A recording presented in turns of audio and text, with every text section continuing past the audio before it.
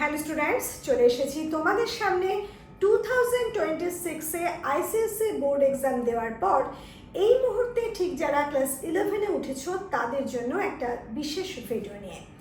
আজকের এই ভিডিওতে আমি তোমাদের বিশেষ কয়েকটা প্রশ্নের উত্তর দিতে এসেছি।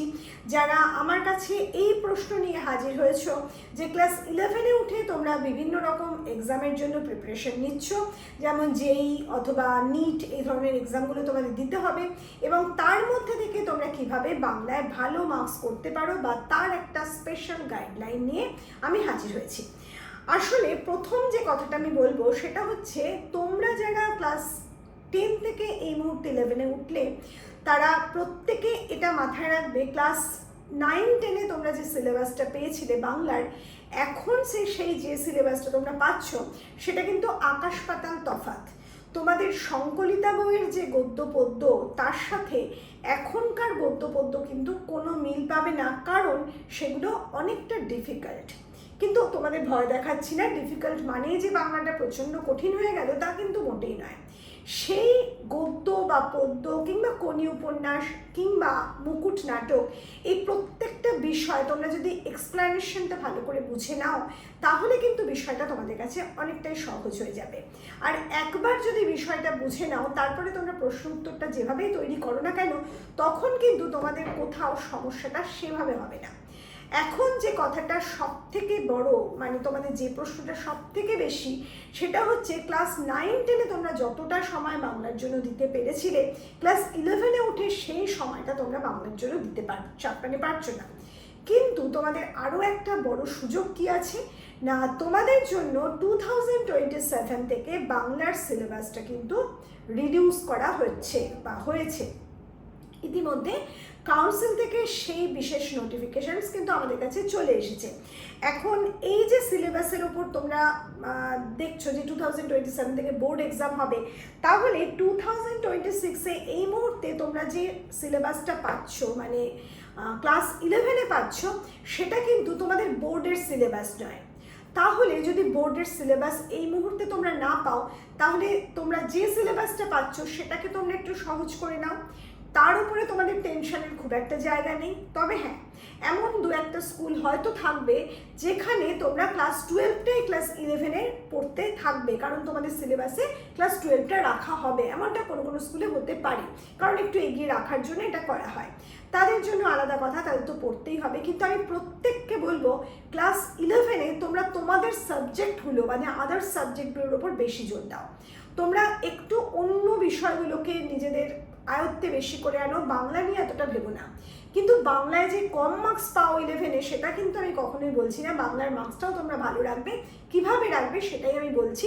সেটা হচ্ছে, তোমরা এক কাজ করবে, তোমরা ক্লাস 11-এ তোমাদের প্রত্যেকের স্কুল যে স্টোরি, যে পোয়েম, উপন্যাসের যে অংশটা বা নাটকের যে অংশটা পড়াচ্ছে, সেটাকেও স্কুল অনুযায়ী তোমরা ফলো করো। মানে স্কুলের বিভিন্ন রকম এক্সাম হয়, সেই এক্সামে যতটুকু পড়ানো হচ্ছে সেটা পড়ে নাও, পড়ে নিয়ে নিজেদের রেডি করো, এভাবে তোমরা তৈরি করো। ক্লাস 12-এর চ্যাপ্টারগুলো যদি তোমাদের স্কুলে এখন না করায়, তাহলে সেটা নিয়ে এক্ষুনি মাথা ব্যথা করার কোনো প্রয়োজন নেই। কিন্তু কথা হচ্ছে, ক্লাস 12-এ গিয়ে তোমরা কি পুরো সিলেবাসটা অত তাড়াতাড়ি সহজে শেষ করতে পারবে যতটা ভালো মার্কস তোমরা এক্সপেক্ট করবে তখন সেই সময়?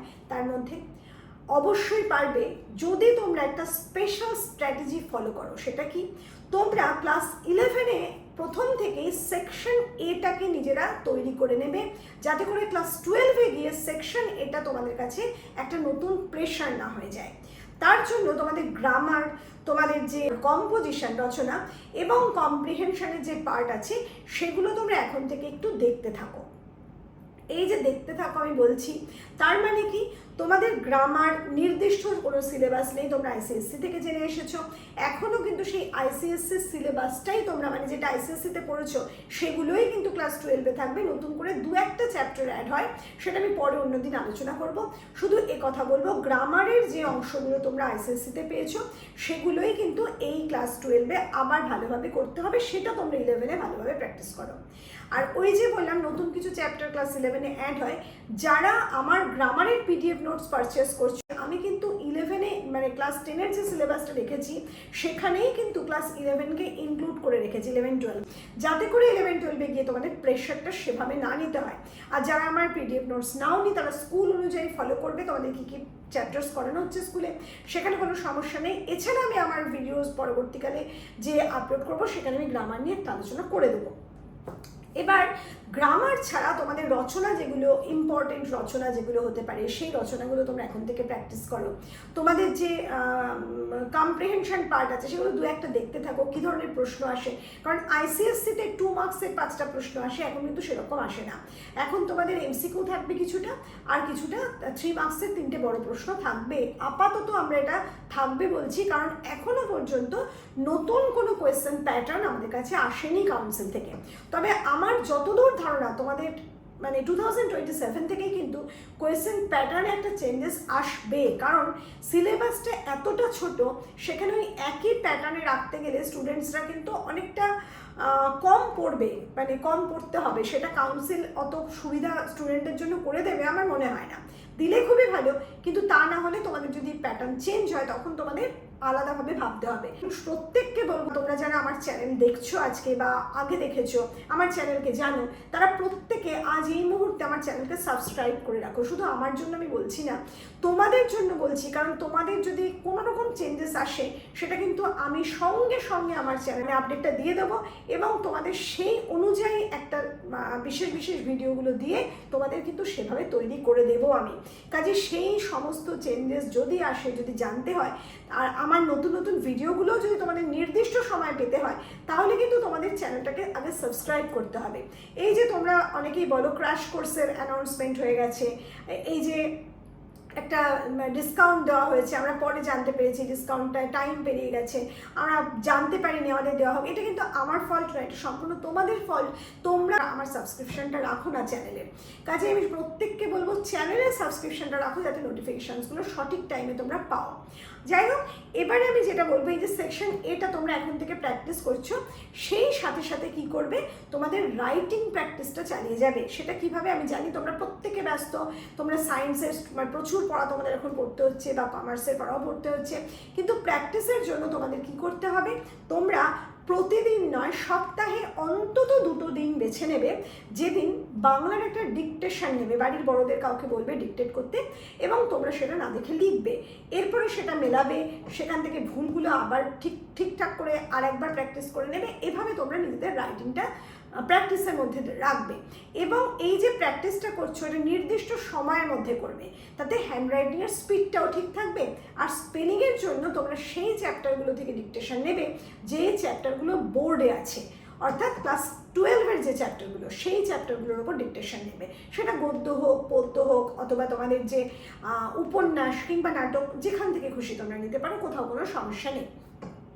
আর কি করবে, এবার আমি বলছি, তোমরা অনেকেই প্রশ্ন করছো আমার কাছে যে ক্লাস 11-এ আমি কোনো কোর্স করাবো কি না। ক্লাস 11-এ আমি তোমাদের কোনো কোর্স করাবো না, এতে আমি মনে করি তোমাদের সময় নষ্ট। তোমরা কেন শুধু শুধু বাংলার জন্য এতটা সময় নষ্ট করবে, যেটা কোনো প্রয়োজনই নেই। তোমরা যেটুকু বাংলা পড়বে, যেটুকু মার্কস এই সময় আসবে, সেটুকুই এনাফ। এমন কিছু বেশি আহামরি প্র্যাকটিসেরও দরকার নেই, মার্কস কম বেশি নিয়ে ভাবনা চিন্তা করারও কোনো দরকার নেই। তোমরা যেটা করতে পারো, আমার ভিডিও আছে, আপলোড করা আছে অলরেডি আমার চ্যানেল, এক্সপ্লানেশন ভিডিওগুলো, প্রত্যেকটা চ্যাপ্টারের ওপর এক্সপ্লানেশন ভিডিও দেওয়া আছে, সেখান থেকে তোমরা এক্সপ্লানেশনগুলো কালেক্ট করতে পারো, তোমাদের নিজেদের তৈরি করতে পারো। এরপরে তোমরা কোয়েশ্চেন আনসার প্র্যাকটিসের জন্য আমার পিডিএফ নোটসগুলো পারচেস করতে পারো। কিন্তু প্রত্যেককে বলছি, আমার পিডিএফ নোটস পারচেস করলেই খুব ভালো মার্কস উঠবে, আমার পিডিএফ নোটস পারচেস না করলে তোমরা একেবারে মার্কস পাবে না, এটা কিন্তু আমি কখনো বলি না। আমি একথাই বলি, আমার পিডিএফ নোটস পারচেস করলে তোমরা মার্কস পাবেই, কিন্তু আমি বলি না আমার পিডিএফ নোটস পারচেস না করলে তোমরা মার্কস পাবে না। অতএব তোমরা যারা এই কোয়েশ্চেন আনসারগুলো, যে ধরনের কোয়েশ্চেন আনসার আসে, সেগুলোকে যদি তৈরি করে নিতে পারো, কোয়েশ্চেন আনসার ফর্মে তৈরি করতে পারো, কোথাও সমস্যা নেই। কিন্তু সমস্যা হবে তখন যদি তোমরা মার্কেটের নোটবুক ফলো করো। আমি নোটবুকসের ভীষণ বিরোধী, এবং এখানে আমি বলতে বাধ্য হচ্ছি, সেই নোটবুকসগুলো শুধুমাত্র ভুল থাকে তা নয়, তারা নিজেদের সেই ভলিউমকে বাড়ানোর জন্য প্রচুর পরিমাণে অতিরিক্ত প্রশ্ন উত্তর তৈরি করে, যেগুলো তোমাদের সময় নষ্ট করবে এবং প্রত্যেকটা প্রশ্ন উত্তর আলাদা আলাদা ধাঁচে তৈরি করে, যার ফলে তোমাদের কিন্তু তৈরি হওয়ার বদলে, লার্ন হওয়ার বদলে, সেটা নিজের মধ্যে আয়ত্ত হওয়ার বদলে তোমাদের কিন্তু মাথা একেবারে খারাপ হয়ে যায়। তোমরা কিন্তু মনে রাখতে পারো না, বরং তোমরা আরও টেনশানে পড়ে যাও। তোমরা নিজেরা কোয়েশ্চেন আনসার তৈরি করো, আমার এক্সপ্লেনেশন থেকে কোথাও কোনো সমস্যা নেই। বাড়ির কোনো বড়রা যদি তৈরি করে দিতে পারে সেখানেও কোনো সমস্যা নেই। যদি এই কাজগুলো না পারো তাহলে আমি তোমাদের সাজেস্ট করবো পজিটিভলি তোমরা আমার নোটস পারচেস করো, কারণ সেখানে তোমাদের কোথাও কোনো সমস্যা হবে না। একেবারে খাবার বানিয়ে দেওয়ার মতোভাবেই কিন্তু আমি নোটসটা তৈরি করে দিয়েছি, তোমরা জাস্ট সেটাকে গলদ্ধকরণ করবে। এবার বলছি, সেই গলদ্ধকরণ করার কাজটাও কিন্তু দুলে দুলে লার্ন করা নয়। তোমরা যদি অবসর সময়ে সেই নোটসটা মাঝে মাঝে পড়ো, চ্যাপ্টারটার এক্সপ্লেনেশন শুনলে, তারপরে নোটসটা জাস্ট রিড করলে বারে বারে, তাহলে কিন্তু দেখবে সেটা তোমাদের কাছে একেবারে সহজ হয়ে গেছে। এটাই তোমাদের কাজ হবে। আর এভাবেই তোমরা যদি 11-এ তৈরি হয়ে নাও, তাহলে 12-এ গিয়ে আমি আছি তোমাদের জন্য। আবার আমি জানি না এবছর তোমাদের জন্য আমি কোনো ক্র্যাশ কোর্স আনতে পারবো কিনা, যারা ক্লাস 12-এ পড়ছো। আর তোমরা যারা এখন 11-এ পড়ছো, তোমাদের জন্যও পরবর্তী দিনে আমি কোনো ক্র্যাশ কোর্স আনতে পারবো কিনা আমি জানি না, কিন্তু আমার ভাবনা অবশ্যই আছে তোমাদের জন্য ক্র্যাশ কোর্সের। কিন্তু যদি আমি নাও পারি, তবুও তোমরা যদি আমার PDF নোটসগুলো পারচেস করে নিজেদের মতো করে নিজেদের তৈরি করো, তখন আমি নির্দিষ্ট পথ তোমাদের বলে দেবো ক্লাস 12-এ কীভাবে তোমরা নিজেদের নিয়ে যাবে, তাহলে কোথাও তোমাদের কোনো সমস্যা হবে না। তাহলে চলো, আমার আজকের ভিডিও আমি এখানেই শেষ করছি। প্রত্যেকের জন্য রইল অনেক শুভেচ্ছা। নতুন ISC জীবন তোমাদের খুব সফল হোক, ভালোভাবে তোমরা ISC পরীক্ষায় উত্তীর্ণ হও, তোমাদের প্রিপারেশন খুব ভালো হোক, এই কামনা নিয়ে আজকের ভিডিও এখানেই শেষ করছি। খুব ভালো থেকো।